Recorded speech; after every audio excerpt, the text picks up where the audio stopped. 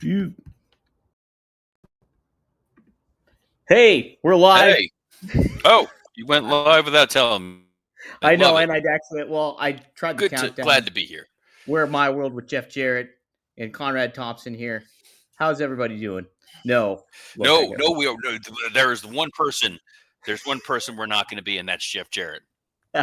we got to talk about How Jeff Jarrett. dare you, Dom? Hey, you know what, Robert? I am we gotta excited. talk about it. I'm so excited. I just can't hide it today. Do you feel the same way? I'm about to lose control, and I think I like it. Do you? I like it too. I would like. I like none of this Jeff Jarrett stuff. Yeah, can we get rid of the Jarrett nonsense? I'm working on it. I got a fan behind my head that looks like I have a propeller. Look at that. This is first show of 2025. We are just off to a banner start here. What a way to start it. Yeah, what a way to start My World with Jeff Jarrett. Those of you joining us live on the video, those of you listening to us in audio at a later time have no idea what's going on. But Dominic D'Angelo, best producer in all of wrestling podcast world, currently has the Jeff Jarrett skin.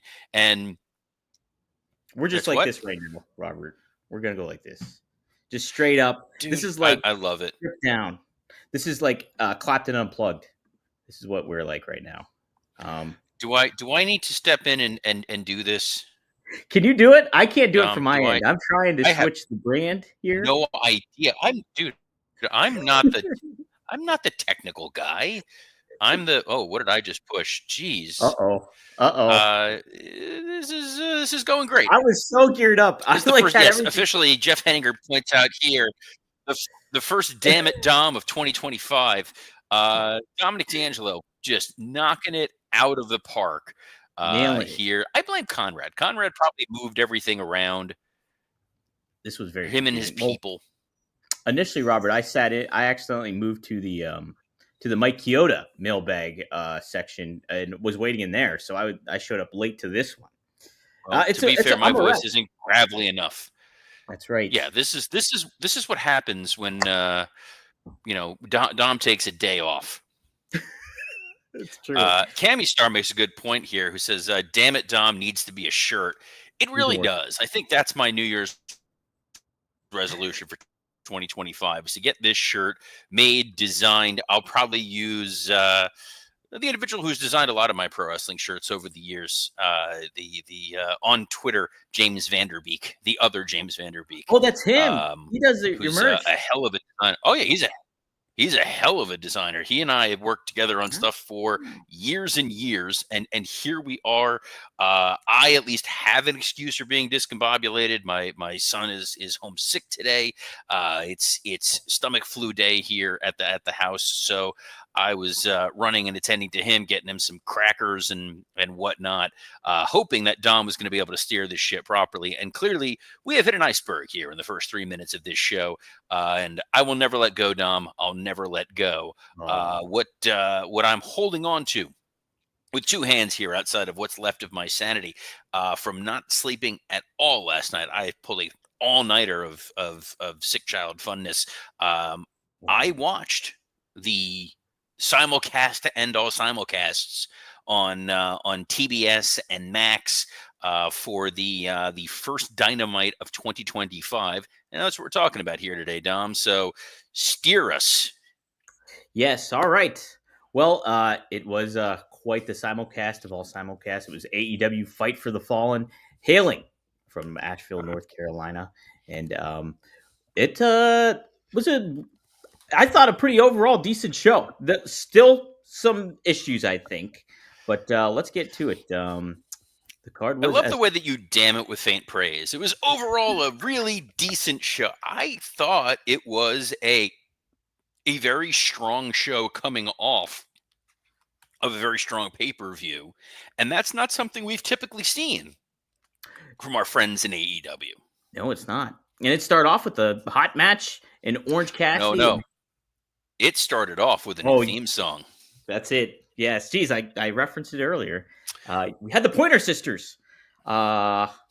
Unexpected, I would say, for 2025 wrestling show theme song. But what did you think, Robert? I think somewhere Jesse Spano was smiling from ear to ear.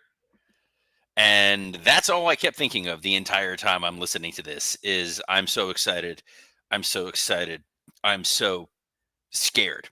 It's a seminal moment for most of our childhood. That's where we learned about the dangers of drugs. That's right. In that case, it was caffeine pills on Saved by the Bell, the greatest pro wrestling adjacent television show of all time, if only because there was that Triple H Trish Stratus segment years ago where she was being taught wrestling holds by him, and Stephanie walked in, which was beat for beat something that happened on Saved by the Bell, the "Hold Me Closer, Slater" moment.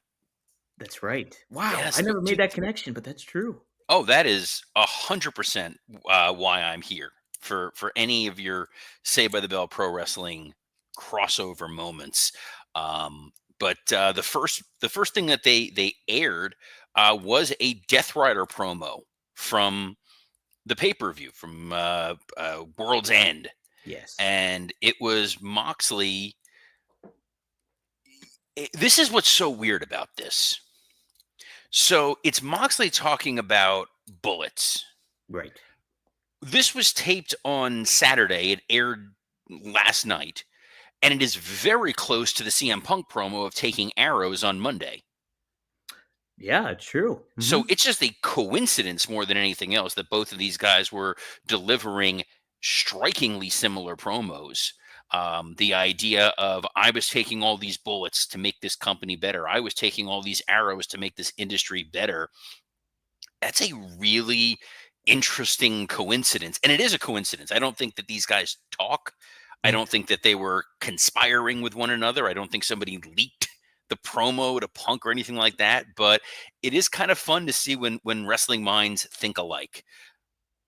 Yeah, the thing I like about Moxley is, it's he speaks with the best kind of conviction you can see sometimes. Like, and I think he delivered that throughout what he was talking about when it comes to the course of his tenure at AEW. Like, anytime he spoke, it was with conviction, and I think he does it now. The content behind it all, I am very frustrated with, and I think even the main event later on spoke to that and how I feel about this whole angle and what it's not really paying off with. But John Moxley, whenever he speaks, it gets your attention, that's for sure. And he's good at it. It's just what's the content behind it is my issue, I think.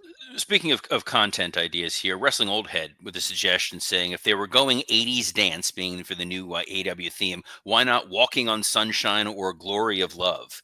Fun fact, when I was working at the Florida Panthers and we needed a new goal song, I pushed very hard for it to be the King of Wishful Thinking with no explanation. I just wanted goal, and then I'll get over you. I know I will. I'll pretend my ship's not sinking. And then just a lot of confused hockey fans. I like that. Was my goal. That was my dream. Sadly, we never got Go West's King of Wishful Thinking as a goal song, but we did get last night was Orange Cassidy and Hangman Adam Page in a match, Dom. Yeah, good opener. And I thought it was a good finish to it all.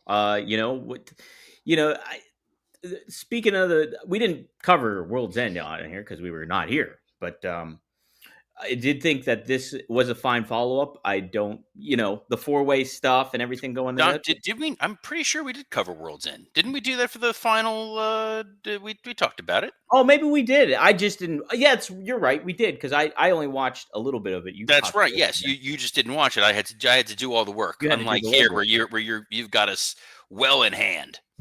That's it. But yeah, this was a good opener. Be interested to see what they try to continue with Hangman and what his direction is here. Basically, like Swerve is obviously embroiled in this upcoming feud we'll talk about later on. But what do you think here, Robert? Ooh, hey, what did I just do? I don't know. This is fine though. I like it. Pushed a button and all of a sudden the box went away, and now That's good. This is way too close. Our heads. I feel. Ugh. I'm so excited about this, Robert. You got to stop. This is nope. This is weird. Anyway, Orange Cassidy, Hangman Adam Page, not weird. This is what I loved about this match. It was a follow up to the end of World's End pay-per-view. It Mhm. was a matchup between two guys who have been positioned as upper mid-card to main event level stars in AEW. It felt like there was a reason why they were having this match based on the issues that came out of the pay-per-view, and it led to another development with Hangman Adam Page and this weird Christopher Daniels storyline. Yeah, that was a little funky.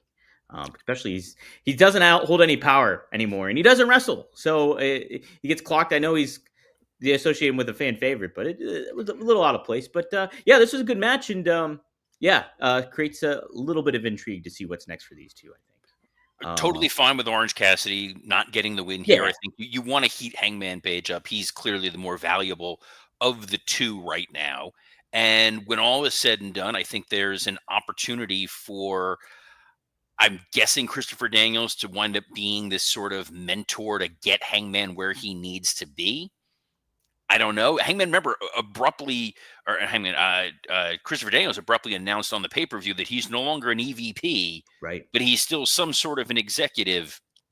We went from having no authority figures to having the most convoluted ownership structure since Ric Flair bought the consortium, which he called the consortium, when he acquired Shane and Stephanie's shares. That's not how a consortium works. But Hmm. this is not a business entities class right now. This is a program where we're now going to talk about a Jay White promo. Yeah, I like Jay White. I like this promo, and I'm liking the direction that they're going with him. We talked about this early on with White and how he was so underutilized and injuries came into play, all that kind of stuff. But he was one of the victims that fell to this AEW structure of booking. And here, though, they're doing good by him, and I think this was a good way to kind of kick things off to moving forward in this new streaming era of Dynamite. Yeah, I think this was again, another to the point, directed promo. The idea was he would have won the AEW World Title. He should have won the AEW World Title, but for Wheeler Yuta.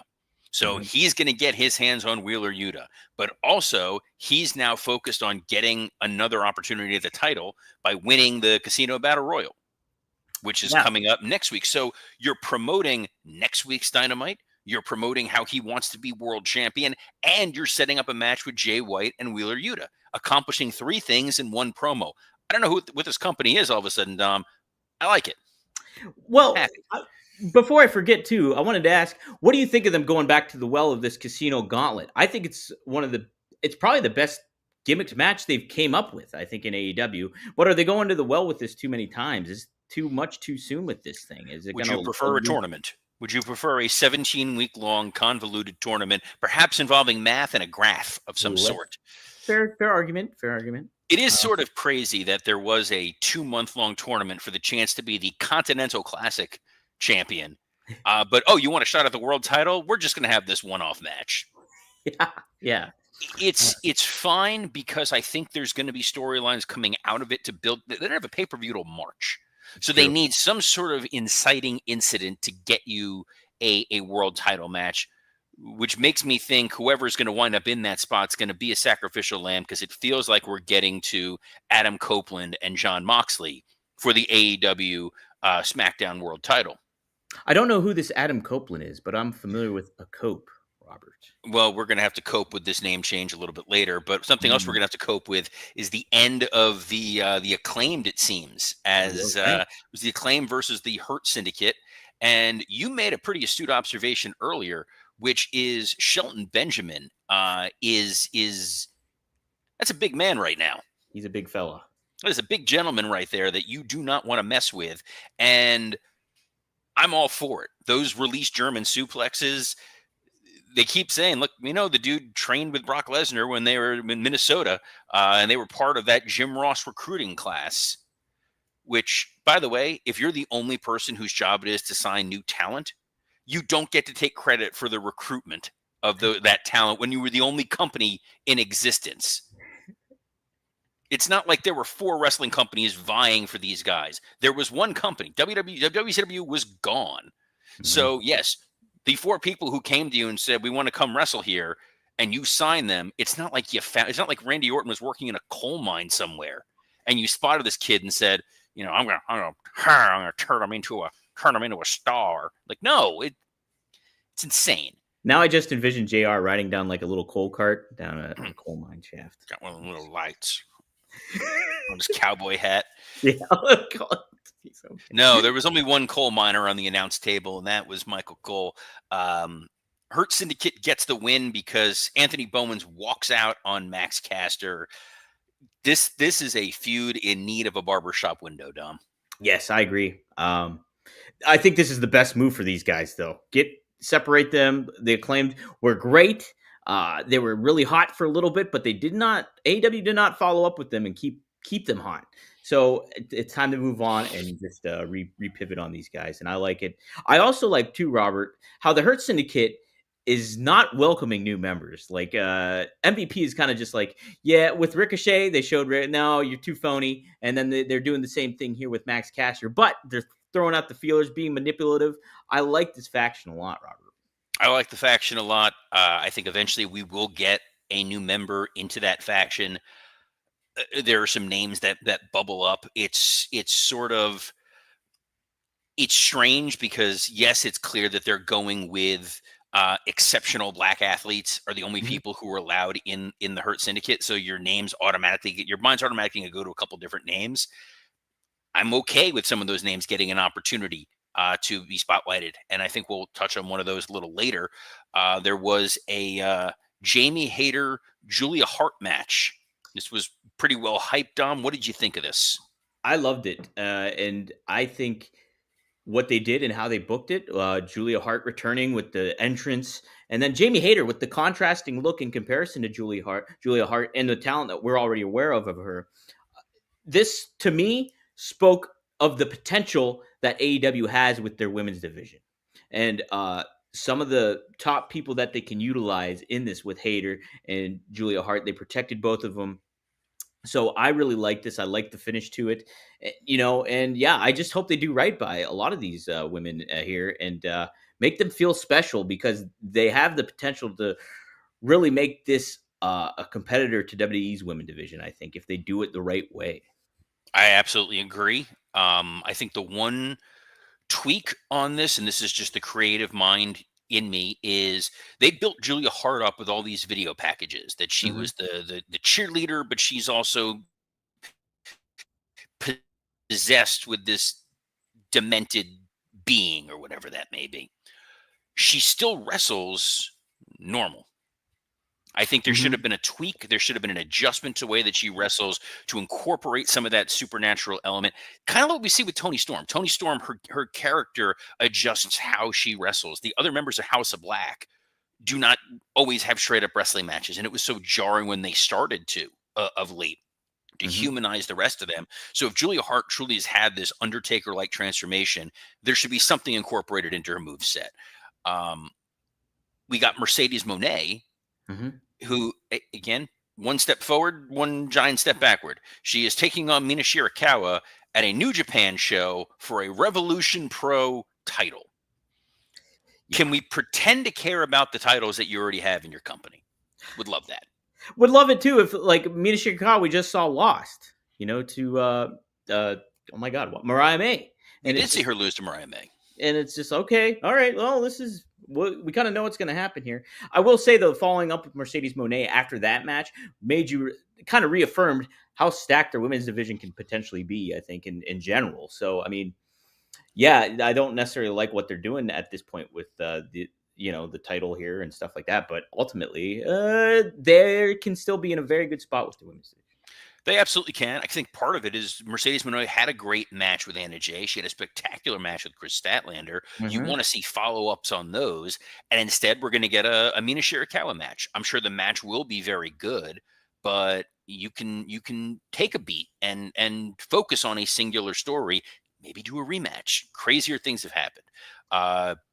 Speaking of crazy things, we got a Roderick Strong Jay White swerve match where the winner gets to be the number one entrant in the Casino Battle Royal or the Casino Gauntlet. Mm-hmm. I like the idea that you care about your placement because you might not get an opportunity to even be in the match. Sure. Yeah, I think that's a good, and that's a clever thing about this match itself. The structure of the match. It's like, whoa, Royal Rumble. If you draw number one, the deck is stacked against you. Here, you get number one. That's where it's in your favor, and I like that transition, and it changes the stakes of it all and the intention of what you're doing. So, yeah, I liked the match itself, and then I really liked the angle afterwards. People have been really critical of Ricochet. We haven't, I don't think. I mean, to an extent, his promo game is questionable, but what they're doing with him as this heel, I love it. I love the look, the blood on the shirt, and it's a good follow up to what they did at the pay per view when he toilet paper all around him, the face he had, and then this is the response you want to get from him. So I love this, and I love the direction they're going with Ricochet here. Strong triple threat match, strong way to spotlight all three of those guys. My highlight of this was Tony Schiavone having no idea what the name of Roderick Strong's stable is, and Excalibur on air calling him out on it inadvertently, which was great. It's like, it's great to see Roderick Strong with the other guys in his group. Well, I believe you're talking about the Undisputed Kingdom. And I'm like, you dick. Like, if I'm Tony, you could almost feel Tony wanting to smack this guy, which is amazing. Match was very strong. It makes sense to have Jay White win, since Jay White is a guy that absolutely should get a one-on-one match with Jon Moxley on a Dynamite. Yeah. He's not a main event pay-per-view kind of guy, but he's you put him into this spot. You get to, I know there's the Maximum Carnage show in a couple of weeks, or maybe they do it in Australia. A lot of different options there. Ricochet really, really did a great job in this role. The confusing thing for me was the scissors. Okay, yeah, just him using scissors. He had no association previously with using scissors. Yeah. So if that was what the weapon they were going to use, and I was talking about this with somebody earlier, if you have this cool moment, but you've laid out a story arc, they're doing it in reverse. You lay out the story arc, then you come up with the cool moments. It felt like they came up with a cool moment of, oh, what if I stab you with some scissors and then you're all bloodied? Great. Why the scissors? Why this? How is this different from what we saw happening with Swerve and Hangman? How is this different from what we saw with Swerve and the Hurt Syndicate? It's kind of, he gets left for dead. He gets revenge. We move on. Right. So minor nitpick, but I love the strength that they put with Ricochet after that. I guess now we do have to talk about that damn Jeff Jarrett. We do. They had a little backstage segment with him and Satnam Singh, Sanjay Dutt, and Jay Lethal. Karen Jarrett speaking tells Jeff she accepts his decision, whatever he decides to do, and hands him a pair of boots. Then we get Jeff out in the ring. And he talks about his history in wrestling, his family's history in wrestling, what it meant to him, everything like that, and then reveals that he has announced that he signed a final pro wrestling talent contract with AEW, and this will be his last ride, the Outlaw's last ride. He plans not just to go for AEW gold, but world title gold, Robert. I'm all for this. What did you think of this segment? And what do you think what they're going to do with Jeff Jarrett moving forward here? So when he had the little segment in the back with Jay Lethal and Sanjay Dutt and Karen Jarrett, I'm like, you know what? Let's see where this goes. Let's give this the benefit of the doubt. Mm-hmm. And then he goes out there and he says, I want to wish you all a slappy new year. And it's at that moment that I went, nope, I'm done. Really? I'm done. Make him go away. Push him into a hole, like that hole from the movie 300 from 100 years ago, and they push him and they're gone. Get that hole. He was a great reminder of why Jeff Jarrett was never truly over as a main event star. He had just a complete lack of grasp on that crowd. And that audience, all they wanted to do was cheer Jarrett. And he immediately reminded them, yeah, this guy's not a main event star. The narrative is fine. This idea of, I want to be champion. You don't need to tell me about your grandmother. That, we get it, that she sold tickets. And then you're trying to talk about your dad as if we don't all know about Jerry Jarrett. Especially that audience. But that's what makes it so funny. That it's just kind of like, all right, we're going to pretend that Jerry Jarrett's a beloved figure, that he was a great promoter, that everybody loved the Memphis territory. Fine. Him being in the Casino Gauntlet Battle Royal next week or match or whatever it is, it feels like he's not going to win that. He's not going to go and face Moxley, but I feel like he's going to probably have an interaction with somebody in that match to set up another feud. And Yeah. at least that's my hope. My hope is this continued momentum in AEW, that things are being set up elsewhere.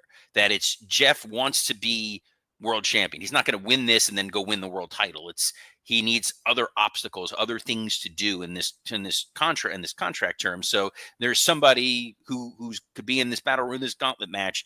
Maybe it's a young guy like a Kyle Fletcher or a Konosuke Takeshita, or I mean MJF cuts a promo. He's going to be in there.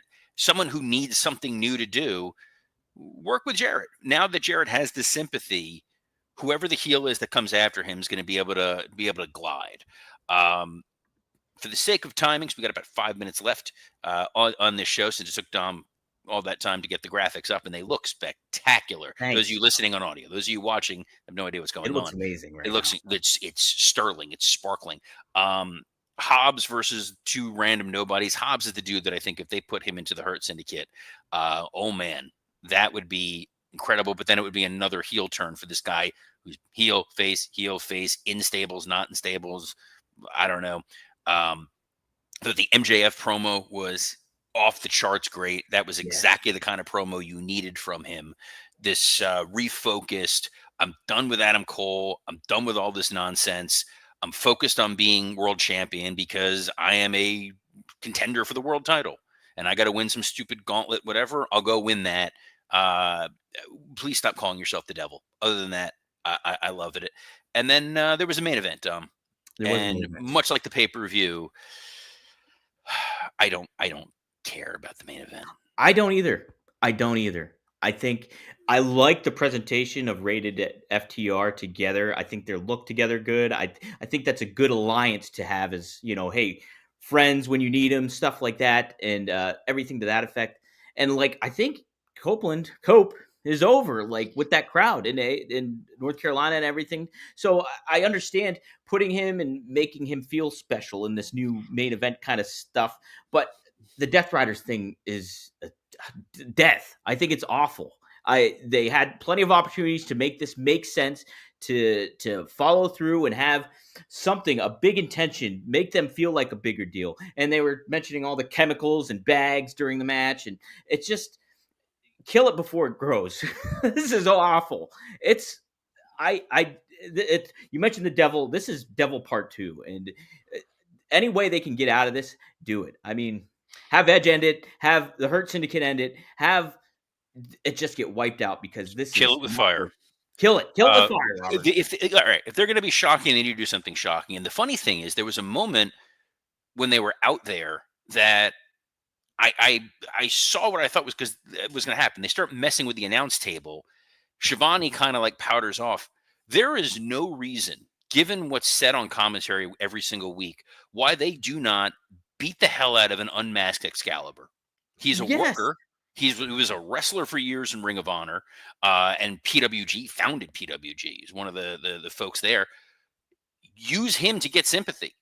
Beat him up, unmask him, bloody him up, and say, okay, this is the mouthpiece of the company. We're going after the mouthpiece of the company. Something dangerous, something that matters.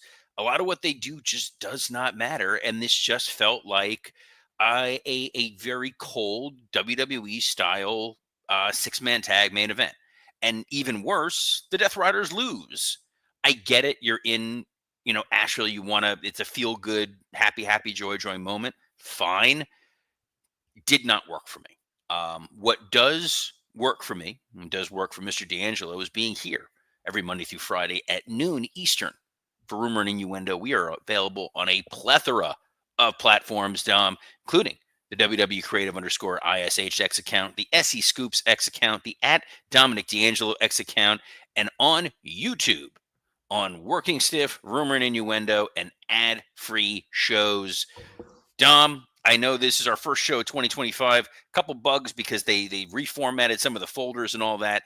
We will be back and better than ever tomorrow.